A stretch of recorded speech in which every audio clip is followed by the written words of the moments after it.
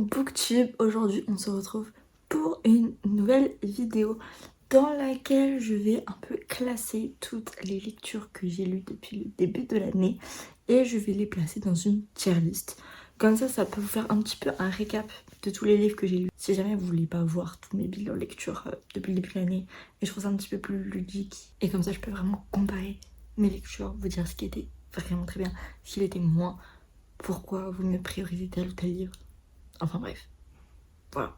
Donc, je vais me munir de mon ordinateur. Et puis on va commencer sans plus tarder. Donc, le tout premier livre que j'ai fini cette année, c'était Gattaca de Frank Tilliez. Qu'est-ce que j'en ai pensé? C'était bien, mais c'est pas son meilleur.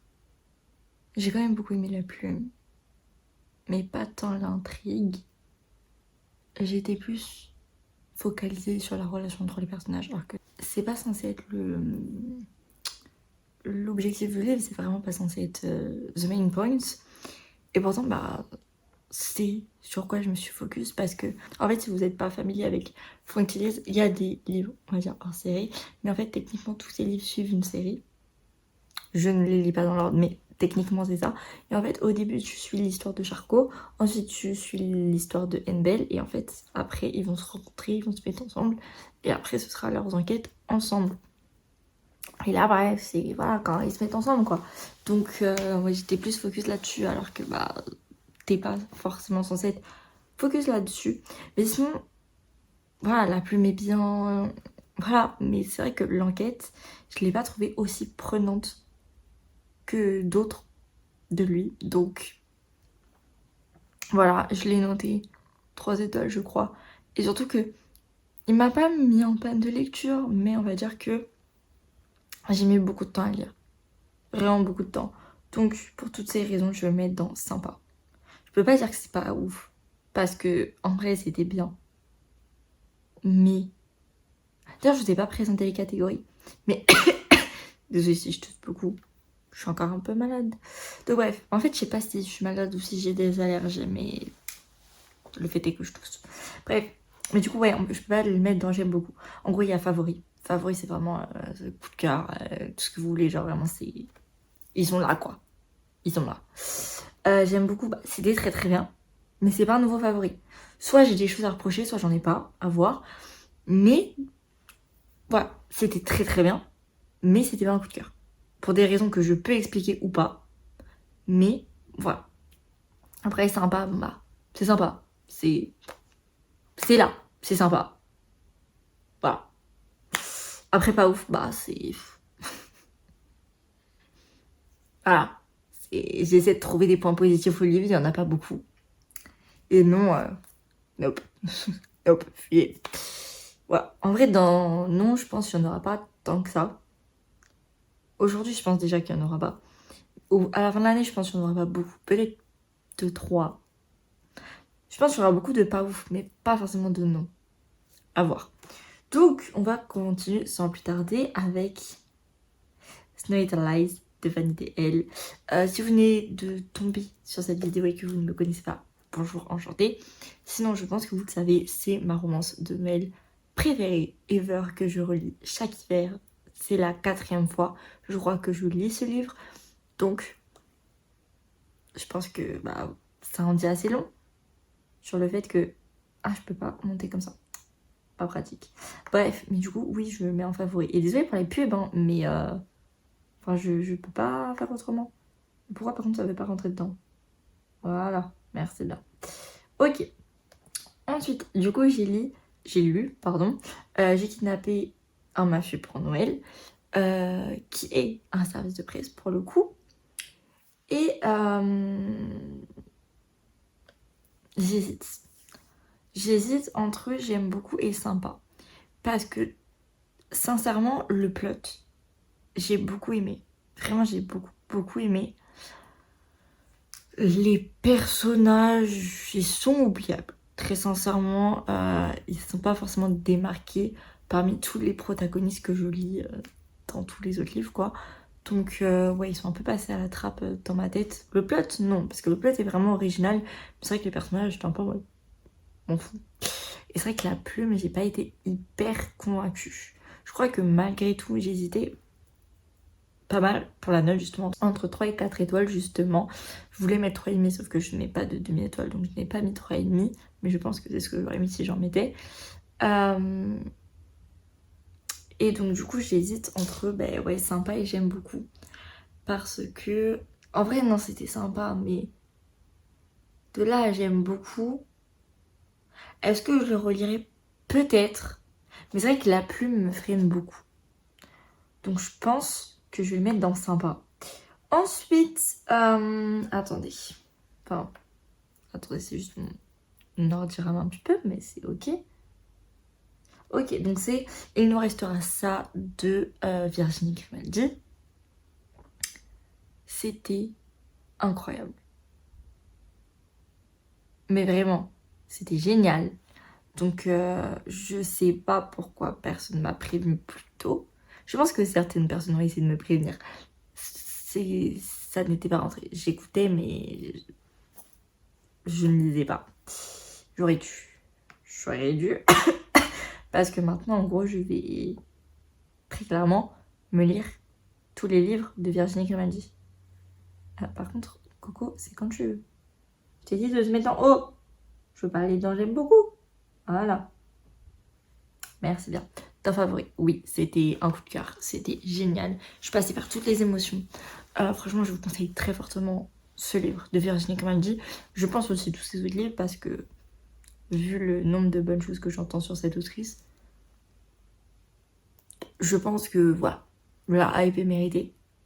Et donc, ouais, objectif, lire tous les livres de Virginie Grimaldi. Mais pour ça, il faut que je les achète. Et pour ça, il faut que je sois plus un no-buy. Toujours le même problème. Bref, autre service de presse. Et pas n'importe quel service de presse. Non, vraiment, j'ai lu des bons livres en ce début d'année. J'ai lu des très bons livres. Bref, Blood of a Bright Heaven. Ce livre, c'était incroyable. C'est pour l'instant mon livre préf de cette année. Voilà. Donc, oui, il est dans favoris. Enfin, il n'y a pas de débat possible, imaginable. Je suis tellement heureuse d'avoir pu le recevoir en service de presse. Seul problème étant que maintenant je... Merde, non, je vais pas le mettre dans, non, ça va pas la tête. Seul problème, c'est que maintenant je le veux en physique. Sauf que non, je ne vais pas l'acheter en physique, mais... Bon, voilà, j'essaie de me contenir. C'est compliqué. Franchement, c'est trop bien. C'est un one-shot de fantasy, ce qui est assez rare, je trouve. C'est hyper bien amené. Ça dénonce pas mal de choses. Alors que oui, le livre, je pense quand même assez long. Enfin, je pense qu'il doit faire autour de 500-700 pages, je pense. Mais il arrive à dénoncer pas mal de choses et à avoir une morale et... Enfin, morale, oui et non, un peu quand même. Mais, enfin, ce livre arrive à traiter de beaucoup de sujets très importants en si peu de temps. Et surtout qu'il aborde bien, je trouve, les sujets. Après, pour certains, je suis pas concernée. Donc, je pourrais pas... Comment dire vraiment bien vous donner un avis là-dessus. Parce que moi, ça m'a pas heurté ma sensibilité. Enfin, personnellement, ça n'a pas heurté ma sensibilité. Et personnellement, voilà, j'ai rien vu de problématique ou de quoi que ce soit.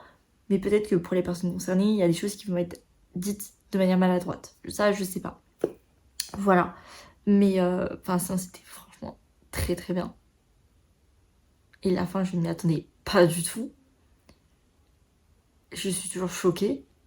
Je ne sais pas pourquoi on entend aussi peu parler en France, parce que autant sur le Booktube et Booktalk anglophone, j'en ai entendu parler, mais un incalculable de fois. En français, j'en ai entendu parler une fois. Donc je ne sais pas ce que vous attendez, mais si vous êtes amateur de fantasy, ou si vous voulez découvrir le genre sans vous lancer dans une saga d'1 milliard de tomes, lisez Blood of a Bright Heaven. Voilà. Surtout qu'en vrai, le système de magie, enfin le monde, bref, le world building, il est développé, mais pas trop. Donc c'est très très cool. Et il y a des glossaires à la fin. Voilà. Mais je sais, en fait, l'avantage sur Kindle, c'est que tu peux avoir le nom des chapitres. Donc du coup, tu sais s'il y a un glossaire. Parce que moi, j'aime bien regarder combien il y a de chapitres au total dans le livre pour savoir mon avancée. Parce que oui, il y a le pourcentage, mais j'aime bien savoir combien de chapitres il me reste. Et du coup, je vois glossaire. Mais quand tu l'as en papier, moi, je sais que j'ai pas le réflexe d'aller à la fin. Mais donc, sachez qu'il y a un glossaire. Voilà. Et je lis pas beaucoup de fantasy. J'aimerais en lire beaucoup plus. Et ce livre-là, c'était exactement ce que je voulais. Enfin, mieux. Mais vraiment, c'était tout ce dont j'avais besoin dans une fantasy. T'as tout compris. T'as tout compris. Voilà. Ensuite, j'ai lu The Broken Soul de Alice Desmerveilles. Je pense que je vais le mettre en sympa. Parce que c'est pas un de mes favoris. Un de mes favoris, c'est le 2. Mais pas le 3. Le 3, je l'ai moins aimé que le 2. Peut-être parce que j'avais des attentes trop hautes. Parce que Max, c'est mon personnage préféré depuis le tome 1. Donc, peut-être. Et surtout qu'on apprend des choses liées au tome 1. J'étais en mode... Attends, on l'apprend vraiment qu'au tome 3, genre. Et surtout que, c'est un peu un plot twist que j'aime pas dans le sens où on est dans la tête du personnage et on pourrait le savoir. Mais bon, en fait, c'est pas un big truc non plus, mais quand même un peu, puis on a une scène liée à ça à la fin du 3 en mode scène bonus. Et j'étais un peu en mode, mais du coup, ça veut dire qu'il y a plein de trucs. En fait, je sais pas, mais ça a remis pas mal de choses en question. Surtout une rencontre. Et du coup, j'étais un peu en mode, je suis pas convaincue. Dans le sens où le plot twist, c'est pas mal. Mais là, la rajouter comme ça à la fin, ça fait un peu cheveux sur la soupe. Donc, j'ai pas été hyper convaincue de ça. Mais bon, sinon, la romance, c'était très mimi. Mais je m'attends. En fait, c'était triste, mais je m'attendais encore plus triste. Un peu Star Bella peut-être. Mais bref, mais ça, c'était franchement très très bien. Vraiment, je vous le conseille. Hein. Je crois que j'ai quand même noté 5 étoiles. Mais. Il fait pas partie de mes faves. Si j'ai ouais, mon fave de la saga, le 2. Pas le 3. Après, le 3, il vient juste en dessous. Hein. Et je peux avoir plusieurs faves d'une même saga. Mais. Non, le tome 3, il fait pas partie de mes faves. Voilà. Après, en soi, je dis ça, mais dans les 3 premiers, aucun d'eux ne fait partie de mon top 10 livre préféré ever. Je pense pas. Blood of a Bright Heaven, il fait partie de mon top livre de fantasy. Ça, c'est évident.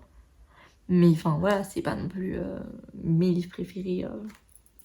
Ah, c'est pas mon top 10. Mais, bref, c'est quand même très très sympa. Et c'est des livres que je peux conseiller, mais à tout va. C'est des livres, vous m'entendrez en parler encore pendant quelques temps, parce que je les adore. Voilà, c'est plus dans ce sens-là. Bref, et du coup, on va finir par Done and Dusted de Lila Sage. Et là, j'hésite entre pas ouf et non. Je pense que je vais quand même mettre un pas ouf. Parce que, c'est pas... Oh, ça a fait un F. Bref. Non, mais voilà, mais c'était vraiment pas dingue. C'est-à-dire que les protagonistes, je les ai pas trouvés hyper intéressants ni attachants. Le plot, il aurait pu être bien, mais il n'était pas assez développé, il était beaucoup trop rapide à mon goût. Genre, la meuf, elle a un grave accident en cheval. Ça fait plusieurs mois qu'elle n'est pas montée en selle. Je crois que ça fait 8 mois, mais je dis peut-être de la merde. Mais ça fait plusieurs mois qu'elle est pas montée à cheval. Et là, au bout de 2 jours, ça y est, elle remonte. Enfin non, pas au bout de 2 jours, j'abuse, mais au bout de moins d'une semaine, je crois, elle remonte à cheval. Genre.